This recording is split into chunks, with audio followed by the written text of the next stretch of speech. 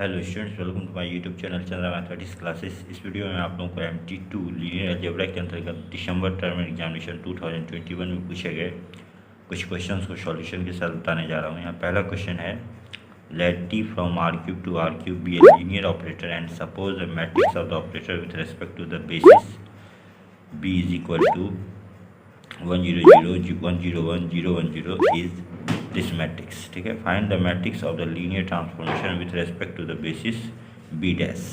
तो यहाँ पर हम सबसे पहले क्या करते हैं, यह जो मैट्रिक्स दिया हुआ है वह किस लीनियर ट्रांसफॉर्मेशन का मतलब मैट्रिक्स फॉर्म है, हम उसे फाइंड कर लेते हैं। ठीक है, इस बेसिस के रेस्पेक्ट में। तो हमें इस तरह से प्राप्त करेंगे, let B is equal to set whose elements are E1 E2 E3 where E1 is equal to 1 0 0, ठीक है, E2 is equal to 1 0 1 and E3 is equal to 0 1 0। Then यहाँ पर T of E1 is equal to क्या हो जाएगा, 1 into E1 plus 0 into E2 plus 1 into E3 is equal to क्या हो जाएगा, E1 प्लस E3। यहाँ पर हम क्या करेंगे, यह जो मैट्रिक्स में हमें 1 0 1 दिया हुआ है, ठीक है, इसी को यहाँ पर पहले 1 को E1 से मल्टीप्लाई करेंगे, फिर प्लस 0 इंटू E2, फिर प्लस 1 इंटू E3। इसी तरह से फिर हम T ऑफ E2 निकालेंगे। तो यहाँ पर भी क्या हो जाएगा, 0 into E1 plus 1 into E2, ठीक है, फिर प्लस 0 इंटू E3। ठीक है, तो यहाँ पर इस तरह से हमें क्या रिजल्ट मिलेगा, यहाँ E2 T ऑफ E1 में मिलेगा हमें E1 प्लस E3। फिर T ऑफ E3 निकालने जाएंगे तो यहाँ पर ऐसे करेंगे, -1 into E1 plus 1 into E2 plus 1 into E3 is equal to मिलेगा -E1 plus E2 plus E3।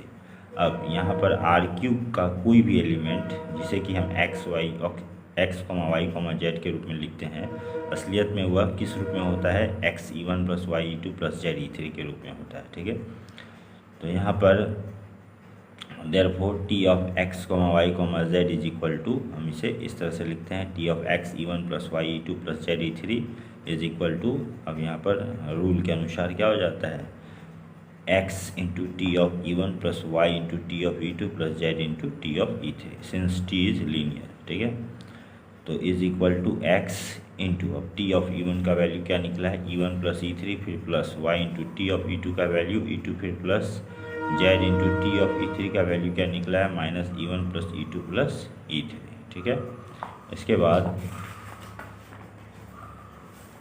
यहाँ पर आगे हम इसे इस तरह से तोड़ देते हैं, x E1 plus x E3 plus y E2 minus z E1 plus z E2 plus z E3 तो इज इक्वल टू क्या हो जाता है, यहाँ पर हम E1 वाले टर्म्स में से E1 कॉमन निकाल लेते हैं। यहाँ जैसे x E1 minus z E1, तो E1 कॉमन निकाल लेंगे तो x माइनस z, ठीक है, E1, फिर प्लस इसी तरह से E2 वाले टर्म्स में से E2 कॉमन निकाल लेंगे तो क्या बचेगा, y प्लस z, बाहर में E2, फिर प्लस यहाँ पर E3 वाले टर्म्स में से कॉमन निकाल लेंगे E3 को, तो x प्लस z E3 तो इज इक्वल टू, अब इसे हम इस तरह से लिख देंगे शॉर्ट फॉर्म में, x minus Z y plus Z x plus Z. ठीक है, तो अब नाउ हम क्या करते हैं, दिए गए बेसिस के रेस्पेक्ट में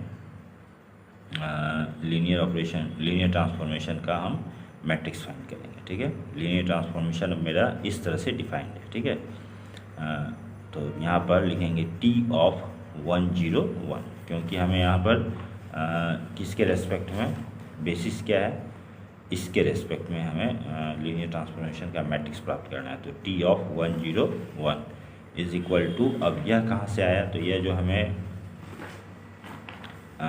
लीनियर ट्रांसफॉर्मेशन मिला है इस पर हम इसे पुट करेंगे। ठीक है, 1 माइनस 1 x माइनस जेड है यानी 1 माइनस 1, फिर कॉमा y प्लस जेड यानी 0 प्लस 1, फिर कॉमा x प्लस जेड यानी 1 प्लस 1, तो 0 1 2। अब इसे हम फिर इन्हीं वेक्टर्स के, ठीक है, इन बेसिस में जो वेक्टर दिए हुए इनके रेस्पेक्ट में हम इसे शो करेंगे।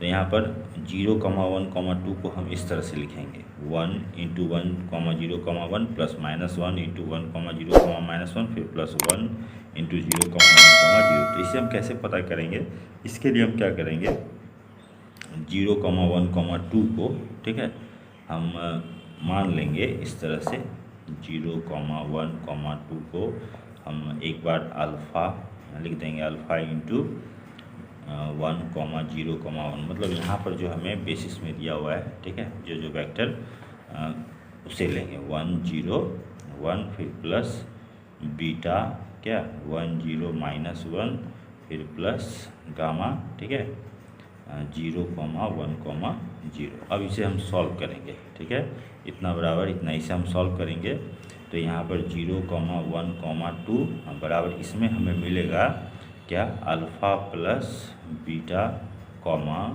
यहाँ मिलेगा गामा, फिर यहाँ मिलेगा अल्फ़ा माइनस बीटा, ठीक है। तो अब यदि हम तुलना करेंगे, गामा का वैल्यू तो 1 हो गया, क्लियर। अब अल्फ़ा प्लस बीटा का वैल्यू 0 और अल्फ़ा माइनस बीटा का वैल्यू 2। तो इसी के द्वारा जब इन दोनों को हम सॉल्व करेंगे, alpha plus beta is equal to 0 और alpha minus beta is equal to 2, तो हमें क्या मिल जाएगा, अल्फ़ा का वैल्यू और बीटा का वैल्यू मिल जाएगा, ठीक है। तो इस तरह से हमें अल्फ़ा बीटा का वैल्यू से गामा का वैल्यू हमें मिलता है क्या -1, ठीक है, सॉरी बीटा का वैल्यू मिलता है -1, अल्फ़ा और गामा का वैल्यू हमें क्या मिलता है 1 मिलता है, ठीक है। तो इस आधार पर मतलब पता हम इस तरह से करेंगे कि किस तरह से 0 1 2 को दिए गए बेसिस के रेस्पेक्ट में हम इसे एक्सप्रेस करेंगे, ठीक है। तो इसी तरह से फिर दूसरे बेसिस का दूसरा वेक्टर लेते हैं 1 0 -1, तो t1 0 -1 इज इक्वल टू, फिर इस पर पुट करेंगे हम x - z y + z x + z, यहाँ पर x की जगह मेरा 1 है, ठीक है, y की जगह 0 है, z की जगह -1 है, तो इसमें हम पुट करेंगे 1 + 1, ठीक है, x - z यानी 1 - -1 यानी 1 + 1, फिर कॉमा y + z यानी 0 + -1 यानी 0 - 1, फिर x + z यानी 1 + -1 यानी 1 - 1, तो हमें क्या मिलता है 2 - 1 0। तो फिर इसे हम इसके रेस्पेक्ट में एक्सप्रेस कर देंगे, ठीक है, इन तीनों वेक्टर के रेस्पेक्ट में।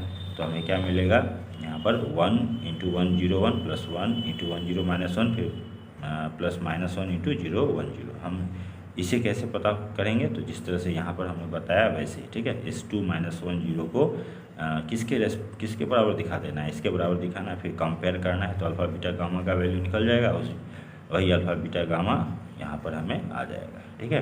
फिर इसी तरह से t 0 1 0, फिर तीसरा हम वेक्टर ले लेंगे 0 1 0, तो यहाँ पर भी इस लीनियर ट्रांसफॉर्मेशन में इसे पुट करके 0 1 0 वैल्यू आता है, फिर हम इसे दिए गए बेसिस के वेक्टर के रेस्पेक्ट में एक्सप्रेस कर देंगे, ठीक है।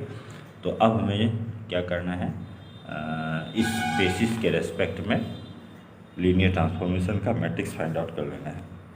तो कैसे करेंगे, matrix of linear transformation with respect to basis B dash क्या, तो यहाँ पर पहला जो हमें मिला है, ठीक है, t ऑफ 1 0 1, इसमें जो मेरा कोएफिशिएंट है 1 - 1 1, इसे हम कॉलम के रूप में ले लेंगे 1 - 1, ठीक है। फिर दूसरा में 1 1 - 1 1 - 1, फिर तीसरा में 0 0 1 0 0 1, ठीक है। इसके बाद अगला question, let V be the set of all vectors a b c belong to R3 such that a plus b is equal to c and w is equal to the set of all vectors a b c belong to R3 such that a is equal to b subspaces of R3। पहले number में कह रहा है find the dimensions of v w and v intersection w, और दूसरे में कह रहा है is R3 is equal to direct sum of v and w, justify your answer. तो हम यहाँ पर सबसे पहले v w और v इंटरसेक्शन w का डायमेंशन फाइंड करेंगे। तो यहाँ लिख लेते हैं let A B C belong to v। तब उस स्थिति में ये ए बी सी को हम यहाँ पर इस तरह से एक्सप्रेस करेंगे a, b, चूँकि हमें पहले से दिया हुआ है कि a + b is equal to c, तो इस c के बदले में a + b लिख देंगे। अब हम यहाँ पर a एक बार कॉमन निकालते हैं, तो यहाँ क्या बचेगा 1, यहाँ 0 और यहाँ क्या बचेगा 1, फिर प्लस इसमें से b कॉमन निकालते हैं, तो यहाँ 0 यहाँ 1 और यहाँ पर फिर क्या बचेगा 1। तो therefore basis of v is equal to, basis में हमें 2 एलिमेंट के रूप में ये आएंगे, ठीक है। और इसी को हम यहाँ पर देखते हैं कितने वेक्टर हैं, 2 वेक्टर हैं, therefore dimension of v is equal to 2। उसके बाद w का डायमेंशन फाइंड करेंगे, तो let vector A B C belong to w, then A B C is equal to, यहाँ पर भी w में क्या दिया हुआ है कि हमें a और b इक्वल है, तो इसमें हम यहाँ पर a, b की जगह a लिख देते हैं, c, since a is equal to b। अब हम यहाँ पर एक बार a कॉमन निकालते हैं, तो 1 1 0, फिर प्लस c कॉमन निकालते हैं, तो यहाँ 0 0 1। तो देयरफॉर अब basis of W is equal to 110,001। तो इसमें कितने यहाँ पर हमें वेक्टर हैं 2, तो therefore dimension of W is equal to 2। अब यहाँ पर भी इंटरसेक्शन डब्ल्यू का डायमेंशन फाइंड करेंगे, तो इसमें भी इंटरसेक्शन डब्ल्यू क्या हो जाएगा, the set of all vectors A B C belong to R Q such that A plus B is equal to C and A is equal to B. तो is equal to the set of all vectors A B C belong to R Q such that A is equal to B is equal to C by 2। मतलब इसे हम एक में ही इस तरह से express कर देंगे। So A B C is equal to मतलब इसका कोई भी एलिमेंट किस रूप में हो जाएगा, ए कॉमा सी की जगह हम क्या लिख सकते हैं 2a, A is equal to C by 2, तो सी इज इक्वल टू 2a, तीनों में से एक कॉमन निकालते हैं तो 1 1 2। Therefore a basis of V intersection W is equal to a set which has only one element 1 1 2, ठीक है, यानी कि सिंगलटन सेट। तो therefore dimension of V intersection W is equal to 1, क्योंकि सिर्फ इसमें एक ही वेक्टर मौजूद है।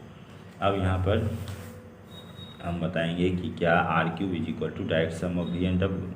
तो आर क्यूब को भी और डब्ल्यू का डायरेक्ट सम दिखाने के लिए सबसे पहले तो भी और डब्ल्यू का जो सम है वह डायरेक्ट सम होना चाहिए, ठीक है।